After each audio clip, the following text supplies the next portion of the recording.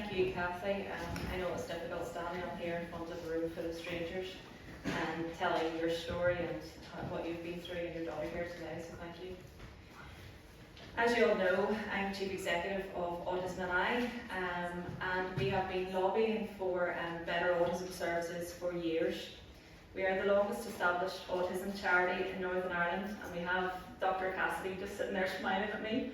She was my predecessor and she was the CEO for over 20 years before me. So we've been doing this for a long time, we've been lobbying for a long time, and we basically want to see a better society for autistic people.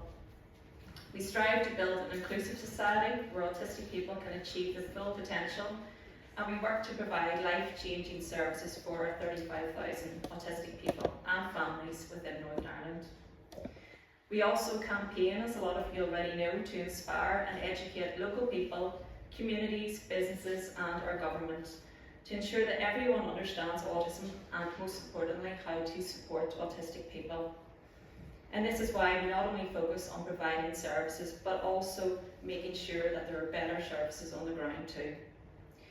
We want Northern Ireland to be a society which promotes emotional well-being and positive mental health for everyone with a lifespan approach, which supports recovery, reduces stigma and mental health inequalities within our fantastic autism community.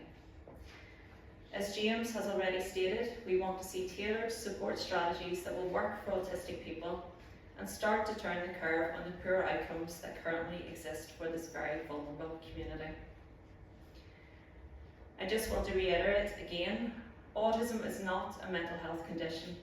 However, people on the spectrum are more vulnerable to mental health issues, particularly in adolescence and early adulthood, which is possibly, as James has said today, due to increased self-awareness, social difficulties, lack of employment opportunities, and a general feeling of isolation. And all of these issues need addressed in themselves too. We know that anxiety and depression are the most common mental health problems amongst autistic people, and this has obviously been exacerbated by the COVID-19 pandemic.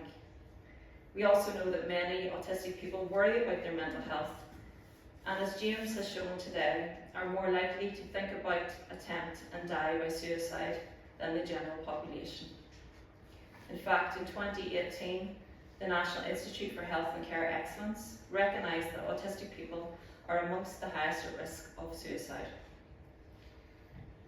But as James has already said, poor mental health does not only affect adults but children too, and approximately 70% of children have self-harmed or attempted suicide. These figures are staggering, worrying, and most of all very frustrating, and it is obvious that it is imperative that we need to move quickly on the introduction of a specialist autism mental health service in Northern Ireland now, not in a year's time or in 5 years' time, but now, so that we can have a mental health service that is well equipped, experienced and trained in autism. Autism NI, as many of you know, also has a helpline service, and we're able to record the main areas of concern on a monthly basis. And every single year we record over 7,500 calls. But over the past number of years there's been an increase in calls in relation to mental health supports and the lack of appropriate services for autistic people. Those callers have told us that getting support from mental health services took too long, and the care that they eventually received wasn't appropriate for autistic needs. The helpline has also shown that autistic families and adults are often continually referred back and forth between services, with the whole process being unnecessarily drawn out, with many in the end actually being told that the issue is their autism and not mental health, which we know is wrong and quite frankly dangerous. This lack of understanding inevitably causes additional stress, pain and frustration for everyone involved. An example of this is not only what Kathy has told you today, but also a parent who told Autism NI the following. My 16-year-old son Ryan did not feel safe or welcomed during his experience with the CAMHS team. He felt like he was being interrogated and really struggled with the expectation of verbal communication. It kept being stated that Ryan refused treatment. However, as an autistic person, he is physically not able to take part in talking therapy, and there were never any changes made to do it differently for him. Everyone we met with missed the link between anxiety and depression and being autistic. There were no allowances given or changes made to tailor the support for Ryan. We were continuously pushed from service to service, from GP to CAMS and then to the ASD team, and we felt like we were going around in circles. It got to the point that we had to pay privately for mental health support, putting us in debt. Our experience of the mental health service for an autistic person is not a positive one, We need a more proactive approach. The standard approach does not suit autistic people. It is unacceptable for autistic people to be discharged from mental health services if they cannot complete the treatment the standard way, and Ryan was unable to do this. We need mental health staff that have knowledge of autism, that can see the difference. Having anxiety and depression and being autistic are very different and need to be treated separately. We need a service for autistic people that is inclusive and inviting, somewhere where they feel listened to and supported in whatever way they need. And that was from one of our parents who contacted us. And there are many more stories similar to that, which I could go on all day about. But the reason that I feel that these incidences are occurring is because there's currently no mandatory requirement for mental health professionals working with autistic people to have autism training, which obviously results in a service that, as described, isn't fit for purpose for our autism community.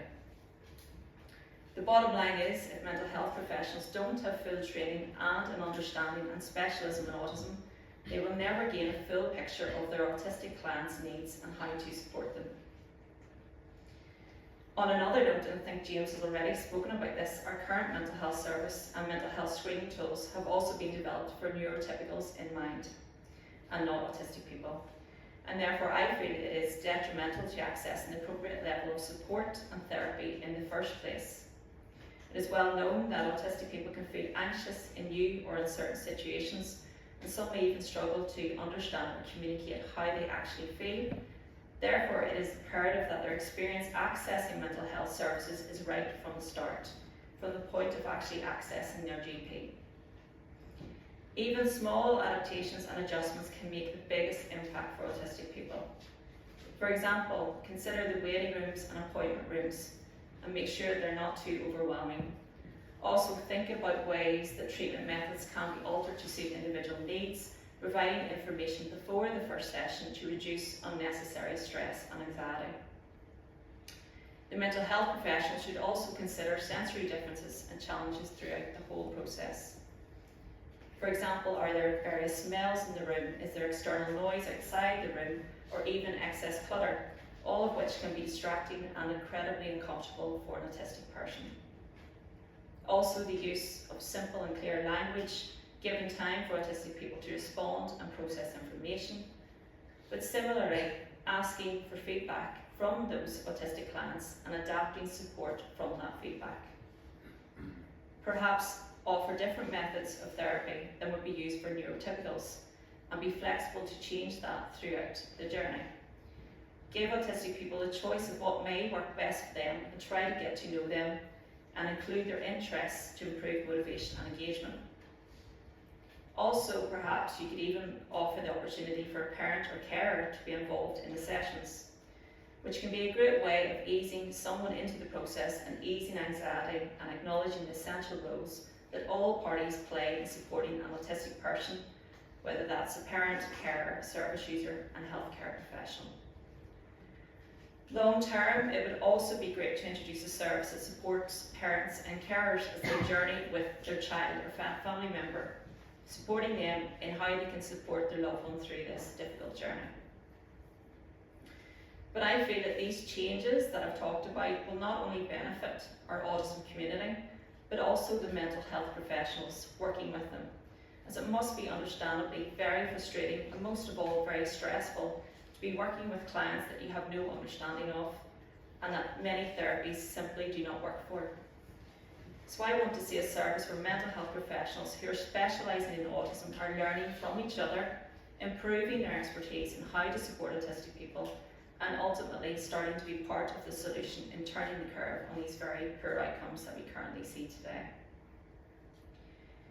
Finally, as many of you are aware, there have been some very high profile cases that the media have highlighted only a few weeks ago.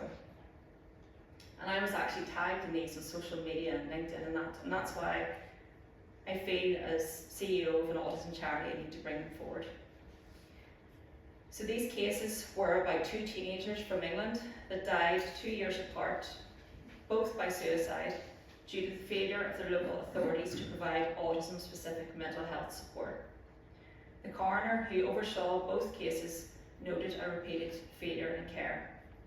After the first death, the coroner criticised the local authorities' inadequate support for that autistic child and said a similar incident might happen if this continued. 2 years later, it did within the same local authority, and a second autistic teenager died. That same coroner found that had that 15-year-old received the recommended level of care, he might have got the therapy he needed, and this tragedy would have been avoided. I don't want to see similar cases here in Northern Ireland, and I know that everyone present here today will agree on that. But similar tragedies will happen again and again unless we do something about it. It is clear that things need to change. Within Northern Ireland, we already have established specialist mental health services for issues such as eating disorders, perinatal and personality disorder. So I find it unacceptable that the same service can't be developed for the 35,000 autistic people here.